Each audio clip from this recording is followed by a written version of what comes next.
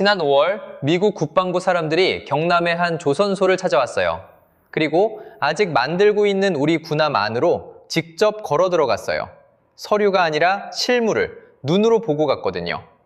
그동안 한국 군사력은 실제보다 조용히 다뤄져 왔어요.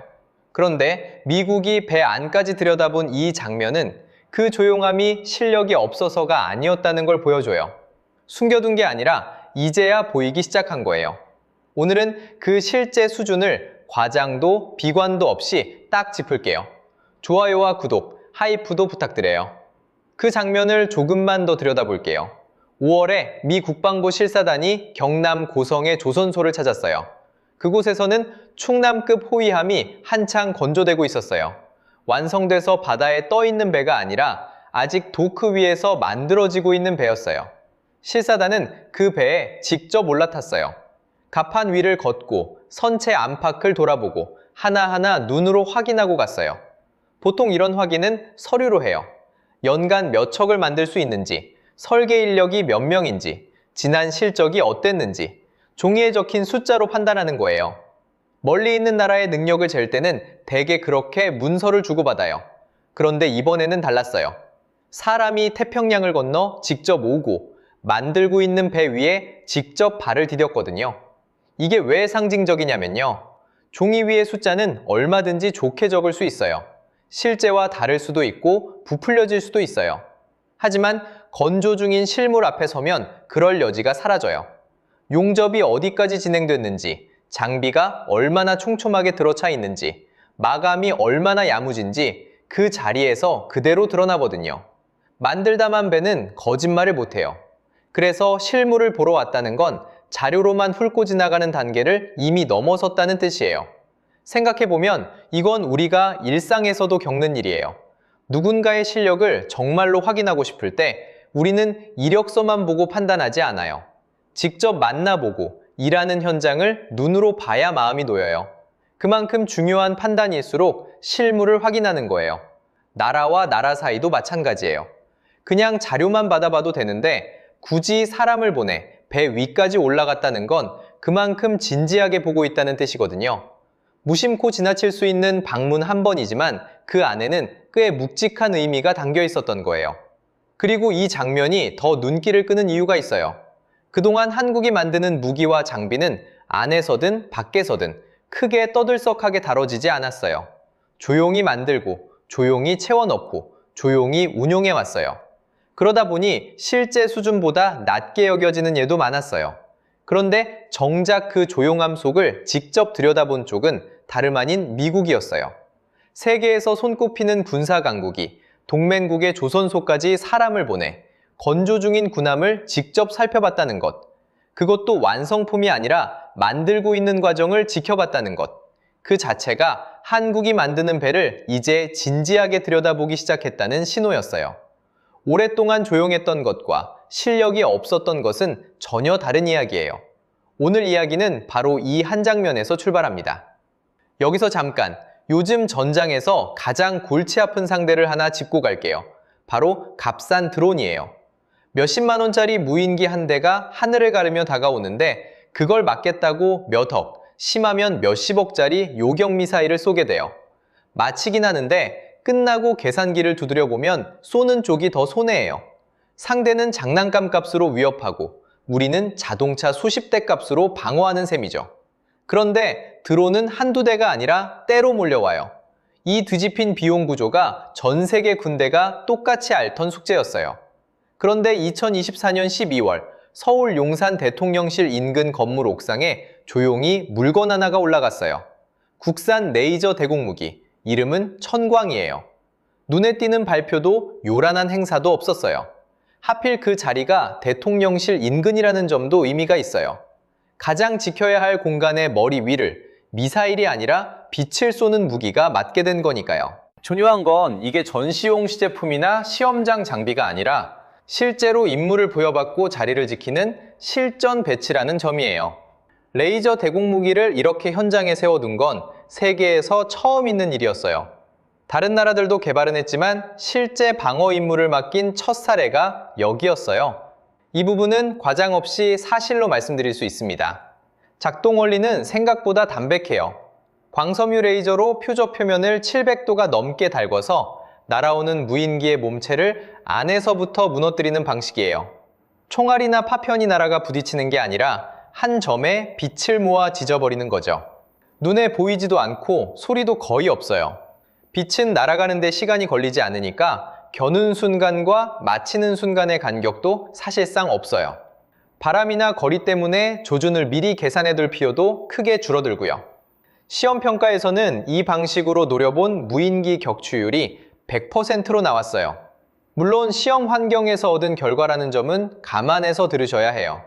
그런데 진짜 이야기는 지금부터예요. 바로 비용이에요. 천광이 한 번 쏘는데 드는 값이 약 2,000원 정도예요. 화약도 탄피도 값비싼 유도장치도 없어요. 전기를 모아 빛으로 바꿔 쏘니까 사실상 전기요금이 발사 비용의 전부예요. 개발에는 약 871억 원이 들어갔고 그 뒤로 약 1,000억 원 규모의 양산 계약까지 이어졌어요. 값이 싸다는 건 단순히 지갑 문제가 아니에요. 미사일은 탄이 떨어지면 재장전하기 전까지 멈춰야 하지만 전기로 쏘는 무기는 전력만 공급되면 다음 발을 곧바로 이어갈 수 있어요. 탄이 바닥날 걱정이 확 줄어드는 거죠. 정리하면 이래요. 몇 억짜리 미사일로 몇십만 원짜리 드론을 잡던 손해보는 싸움을 한 번에 2,000원 남짓한 전기로 되받아치는 그림으로 바꾼 거예요. 손해보던 쪽과 이득 보던 쪽이 자리를 통째로 맞바꾼 셈이죠. 이게 그냥 신무기 하나 늘었다는 이야기가 아닌 이유예요. 다만 여기서 냉정하게 균형을 잡을게요. 천광은 아직 초기형이에요. 빛으로 표적을 녹이는 특성상 한 발 쏘고 바로 끝나는 게 아니라 목표물의 레이저를 수초 동안 계속 겨누어서 조사해야 무력화가 돼요. 그 사이 표적은 계속 움직이고 여러 대가 동시에 몰려오면 하나씩 지지는 시간이 부담이 되죠. 게다가 레이저는 대기 상태에 민감해서 비가 쏟아지거나 먼지가 짙게 낀 날에는 빛이 흩어지며 미력이 떨어지는 한계도 분명히 있어요. 그러니까 모든 걸 막아주는 맞는 방패가 나왔다고 볼 건 아니에요. 지금의 천광은 기존 방공수단을 대신하는 물건이 아니라 값싼 소형 위협을 값싸게 걸러주는 새로운 한 겹에 가까워요. 앞으로 출력이 올라가고 조사 시간이 짧아질수록 쓰임새는 더 넓어지겠지만 그건 아직 지켜봐야 할 다음 단계예요. 그래도 방향만큼은 분명합니다. 값싼 위협에는 값싼 대응으로 맞선다는 발상. 그 첫 실물이 남의 나라 자료 속 그림이 아니라 서울 도심 옥상 위에 이미 올라가 있다는 것. 이게 천광이 조용히 보여준 진짜 의미예요. 레이저처럼 새로운 무기가 눈길을 끌지만 정작 전장을 지배하는 건 여전히 포라는 게 많은 전문가의 평가예요. 드론이 하늘을 뒤덮는 시대인데도 그렇습니다. 화력을 넓게 그리고 멀리 퍼붓는 능력이 전선을 실제로 밀고 당기거든요. 하늘에서 표적을 하나씩 집어내는 것과 넓은 지역에 짧은 시간 안에 무게를 쏟아붓는 건 전혀 다른 일이라고 설명해요. 사실 드론이 등장하면서 이제 포는 밀려나는 것 아니냐는 이야기가 나왔어요. 그런데 전문가들은 조금 다르게 봐요. 드론은 전파 방해에 약하고 비바람에 흔들리는데 포는 날씨를 크게 가리지 않고 오랜 시간 꾸준히 화력을 내는 무기라는 거예요. 그래서 둘은 대체 관계가 아니라 드론이 눈이 되어 표적을 찾아주면 포가 손이 되어 때리는 식으로 손발을 맞추는 쪽으로 간다고 설명해요. 그 중심에 155mm 자주포 K9이 있어요.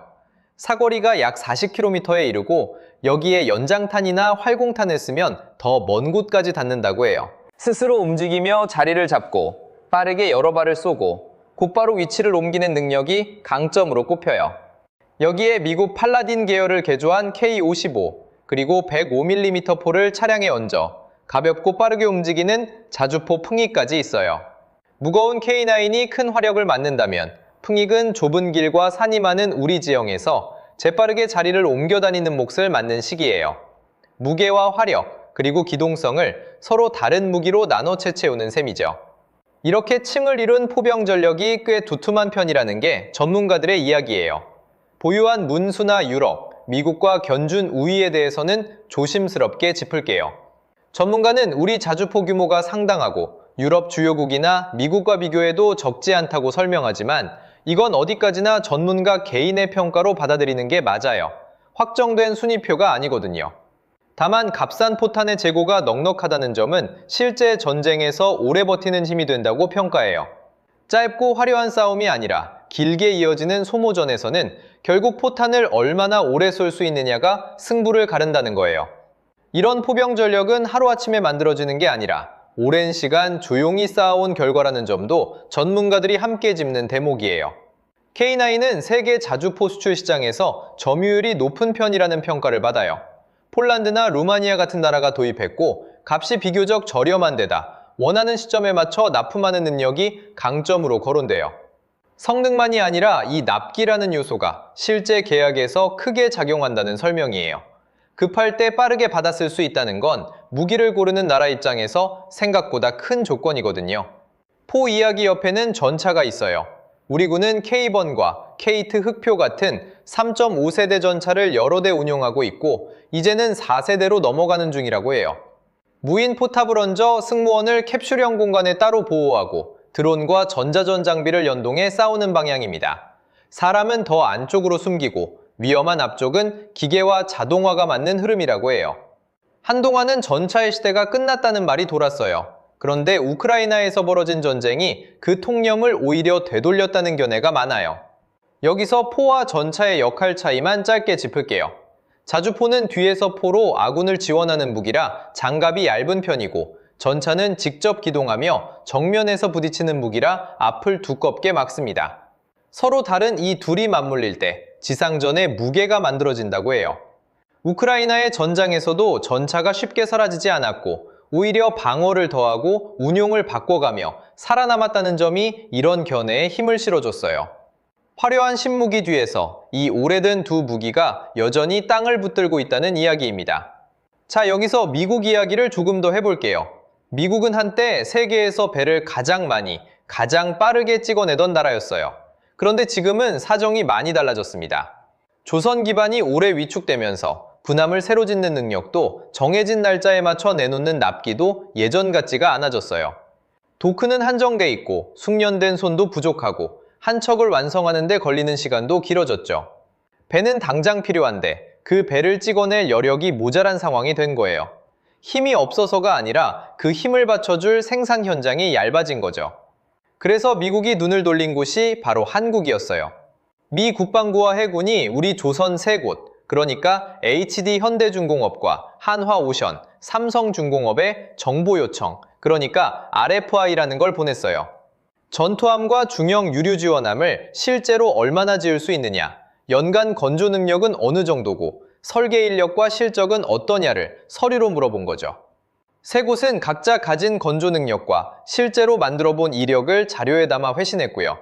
세계 최강 해군을 가진 나라가 자기 배를 지어줄 여력이 있느냐를 동맹국 조선소에 먼저 물었다는 것.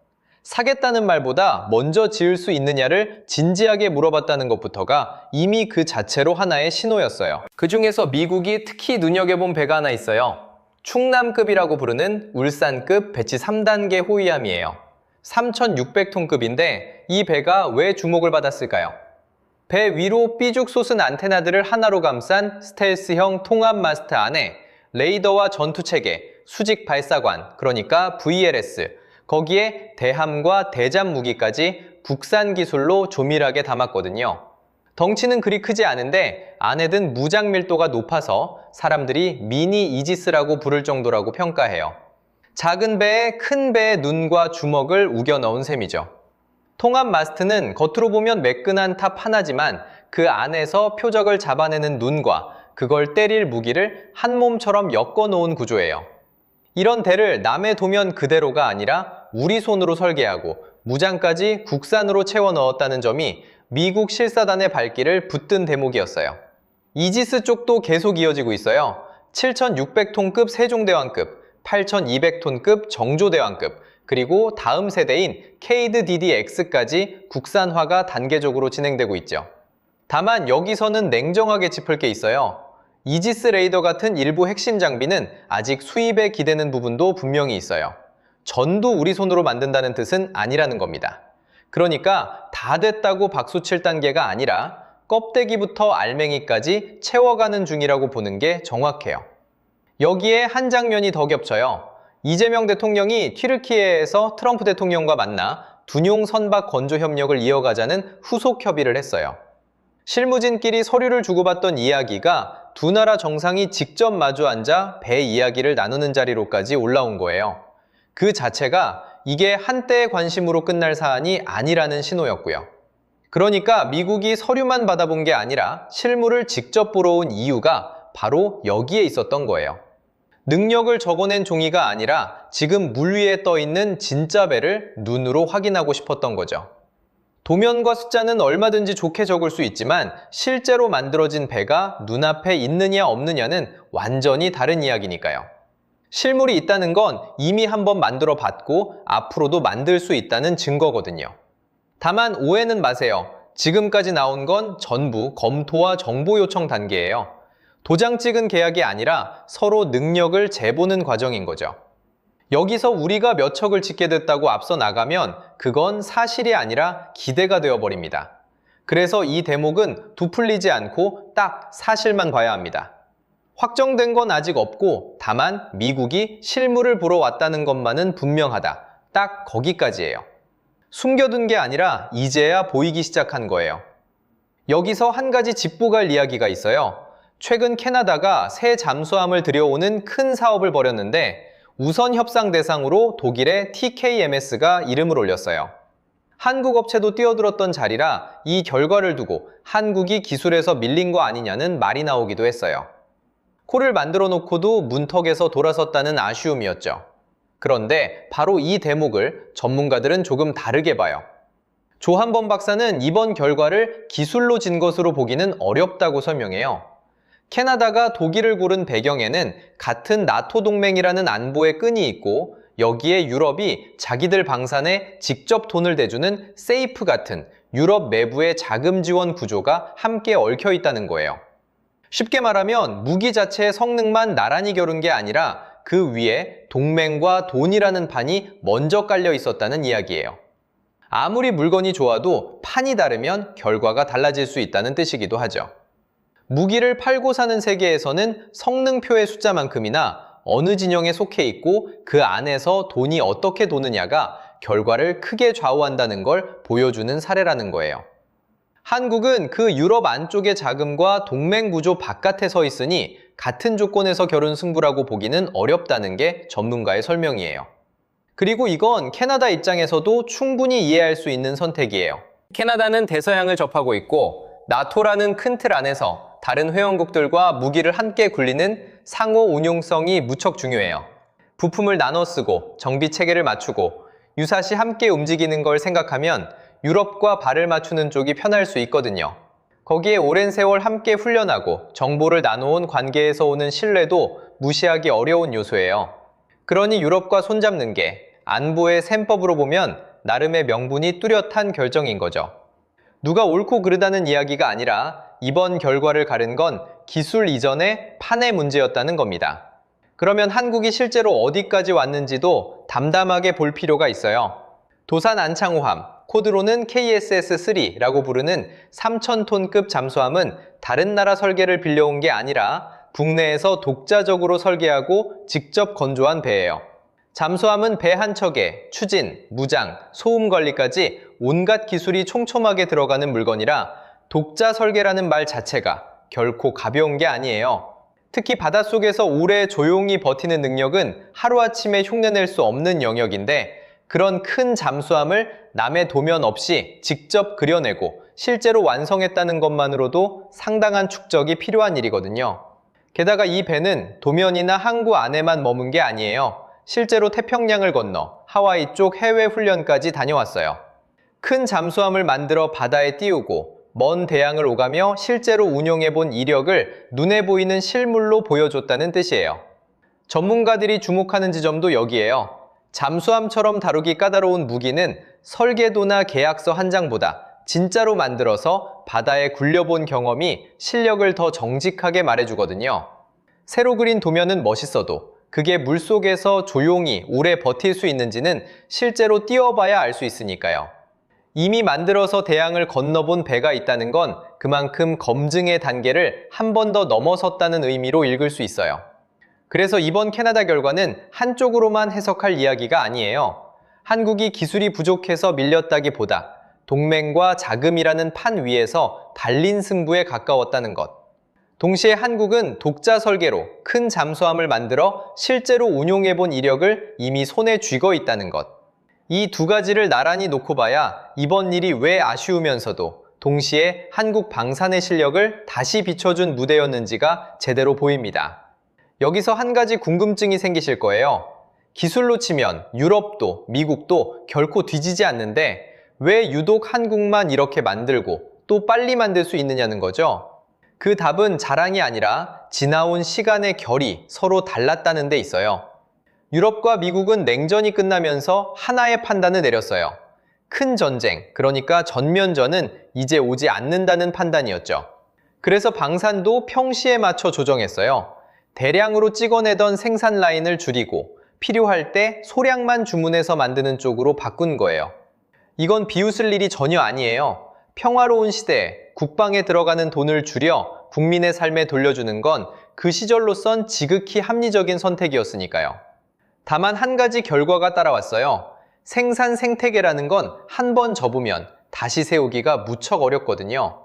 숙련된 용접공과 부품을 대던 협력업체, 늘 돌아가던 라인이 흩어지고 나면 설계도가 남아있어도 한꺼번에 많이 그리고 빠르게 만들어내는 힘과 제때 납품하는 능력은 예전 같지 않아지는 거예요. 한국은 그럴 수가 없었어요. 1953년 정전 이후로 사실상 단 한 번도 전면전 대비 태세를 접어본 적이 없거든요. 휴전은 전쟁이 끝난 게 아니라 잠시 멈춘 상태라서 생산 라인도 훈련도 늘 돌아가는 쪽을 기본값으로 삼아야 했어요. 여기에 두 개의 계기가 겹쳐요. 하나는 베트남 파병이에요. 여러 해에 걸쳐 연인원 32만 명이 다녀오고 약 5천 명이 목숨을 잃었어요. 다른 하나는 1969년 닉슨 독트린이었죠. 아시아의 방위는 아시아인 스스로가 맡으라는 신호였고 그때부터 남의 손을 빌리지 않는 자주 국방이 본격적으로 밀어붙여졌어요. 그 흐름은 한 줄로 이어져요. 남의 총을 받아 쓰던 나라가 M16을 직접 만들어내는 데서 시작해 1988년 K-1 전차로 지상 전력을 세우고 90년대에 K9 자주포로 포병을 채웠어요. 2000년대에는 K2표와 세종대왕함으로 육상과 해상을 함께 끌어올렸고 2010년대에는 천공으로 하늘을, 도산 안창호함으로 바닷속을 메웠죠. 그리고 오늘의 KF-21과 현무 계열까지 10년 단위로 한 칸씩 올라선 계단이 70년을 채운 거예요. 중간에 무너진 계단이 없었다는 것, 그게 핵심입니다. 여기에 지리도 한 몫을 해요. 창원의 기계, 울산의 조선과 석유화학, 부산의 항만, 포항의 제철이 좁은 지역 안에 촘촘히 모여 있어요. 엔진을 만드는 공장과 배를 짓는 도크와 쇳물을 뽑는 제철소 사이 거리가 짧다는 건 부품을 옮기고 공급망을 잇는 시간이 그만큼 줄어든다는 뜻이에요. 안보 수요와 제조업이 서로를 밀어주며 같이 자라면서 생긴 구조적인 강점이죠. 어느 날 갑자기 마련한 능력이 아니라 도시가 만들어질 때부터 몸에 배어 있던 조건인 셈이에요. 그리고 바로 얼마 전에도 한 걸음이 있었어요. 한화에어로스페이스와 북방과학연구소 ADD가 5,500파운드급 국산 터보팬 엔진 시제품을 처음으로 공개했고 7월 7일에 지상시험에 들어갔어요. 엔진은 흔히 항공기술의 마지막 관문이라고 불려요. 수천 도의 열과 엄청난 회전을 견디면서도 수천 시간을 고장 없이 버텨야 하는 이른바 장수명 엔진은 아무나 만들 수 있는 물건이 아니거든요. 그런 엔진을 국산 기술로 돌려보기 시작했다는 것 자체가 그동안 쌓아온 소재와 정밀 가공의 두께를 보여주는 대목이에요. 다만 여기서 정확히 짚을게요. 이건 전투기 엔진이 완성됐다는 이야기가 결코 아니에요. 이번에 공개된 건 유무인 복합운용, 그러니까 유인기와 무인기가 짝을 이루어 함께 싸우는 멈티 방식의 무인기에 쓰일 엔진이고 그마저도 이제 막 땅 위에서 처음 돌려보기 시작한 시제품 단계예요. 로드맵은 여기서 10,000파운드급으로 한 단계 키우고 최종적으로는 KF-21 성능 개량형과 그 다음 세대 전투기를 겨냥한 24,000파운드급까지 바라보고 있어요. 갈 길이 한참 남았다는 뜻이죠. 하지만 남의 엔진을 사서 달던 자리에서 스스로 만든 엔진을 시험대에 올려놓기 시작했다는 것. 70년을 멈추지 않고 걸어온 그 계단에 가장 최근 한 칸이 바로 이겁니다.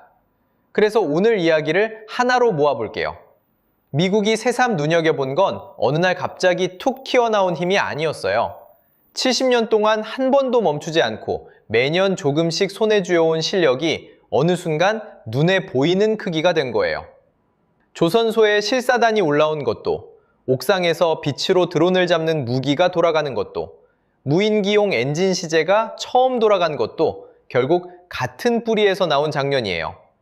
각각을 따로 보면 서로 다른 뉴스처럼 보이지만 한 발 떨어져서 보면 오랜 시간 같은 방향으로 쌓아온 힘이 이제야 밖에서도 읽히기 시작한 거예요. 숨겨둔 게 아니라 이제야 보이기 시작한 거예요. 다만 여기서 마음을 놓으면 안 돼요. 지금이 전성기라는 평가가 여기저기서 나오지만 전문가도 딱 못을 박아요. 위기는 곧 기회지만 방심은 금물이라고요. 사실 이 말이 오늘 이야기의 진짜 결론에 가까워요. 앞자리에 섰다는 사실보다 그 자리를 얼마나 오래 지키느냐가 훨씬 어려운 문제거든요. 그리고 그 어려움을 눈으로 보여준 쪽이 바로 오늘 계속 등장한 유럽이에요. 기술이 없어서 뒤로 밀린 게 아니라 평화가 길어지자 만드는 힘 자체를 손에서 슬며시 놓아버렸어요. 그건 그 시절엔 나름 합리적인 선택이었어요. 문제는 한 번 흩어진 공장과 숙련된 사람과 촘촘한 공급망은 다시 모으는데 몇 배의 시간과 비용이 든다는 점이에요. 도면은 남아도 그 도면을 실물로 뽑아내던 손과 라인은 쉽게 돌아오지 않거든요. 그래서 우리에게 진짜 숙제는 지금의 앞자리를 자랑하는 게 아니라 이 만드는 힘을 다음 세대까지 끊기지 않게 이어가는 일이에요. 잘 팔릴 때일수록 사람과 설비에 다시 투자하고 기술을 다음 세대로 넘겨두는 준비가 필요하다는 뜻이에요. 지금 라인을 돌리는 숙련공이 몇십 년 뒤에도 그 자리를 채워줄 사람으로 이어져야 하고 오늘 처음 돌아간 시제 하나가 10년, 20년 뒤에 주력으로 자라도록 꾸준히 물을 줘야 해요. 화려한 한방보다 멈추지 않는 꾸준함이 결국 오늘의 이 자리를 만들었다는 걸 기억할 필요가 있어요. 오늘 짚은 것들 중엔 이미 세계에서 앞선 것도 있고 엔진처럼 아직 시작 단계인 것도 나란히 있었어요. 그 둘을 같은 눈높이로 보는 게 중요해요. 국뽕도 아니고 비관도 아니에요. 가진 것과 부족한 것을 나란히 놓고 담담하게 바라보는 딱 그만큼의 냉정한 시선이 오늘 우리에게 필요한 태도예요. 그러니 오늘 미국이 배 안까지 직접 들여다본 이 장면을 한쪽으로만 읽지 않았으면 해요. 우쭐할 근거로도 반대로 남의 나라 이야기로 흘려보낼 일로도 아니에요. 오히려 우리 스스로가 그동안 우리 실력을 얼마나 눈여겨봤는지 되묻게 만드는 신호에 가까워요. 밖에서 먼저 알아보고 확인하러 온 셈이니까요. 그 시선을 계기로 지금 잘하고 있는 것은 더 단단하게 지키고 아직 부족한 부분은 조용히 채워가는 것. 결국 오래 쌓아온 힘의 다음 장을 어떻게 쓰느냐는 자랑이나 걱정이 아니라 지금부터의 선택에 달려 있어요. 오늘 내용을 한 문장으로 정리하면 이렇습니다. 미국이 새삼 눈여겨본 건 갑자기 생긴 힘이 아니라 70년 동안 한 번도 멈추지 않고 쌓아온 실력이었습니다. 여러분은 지금 한국의 방산 실력 이미 정점에 왔다고 보세요? 아니면 이제 오르막의 중간쯤이라고 보세요? 그리고 여러분이 정책을 짠다면 이 경쟁력을 앞으로 무엇으로 지켜야 한다고 보시는지 궁금해요. 댓글로 본인 생각을 들려주세요. 다음 영상 주제에 진짜 반영하겠습니다. 저는 쉬운 답 대신 숫자 안에 숨어있는 진짜 큰 그림을 같이 찾아드리는 채널이에요. 오늘 영상이 도움이 되셨다면 좋아요와 구독, 하이프, 그리고 알림 설정까지 부탁드립니다. 다음 영상에서 또 만나요.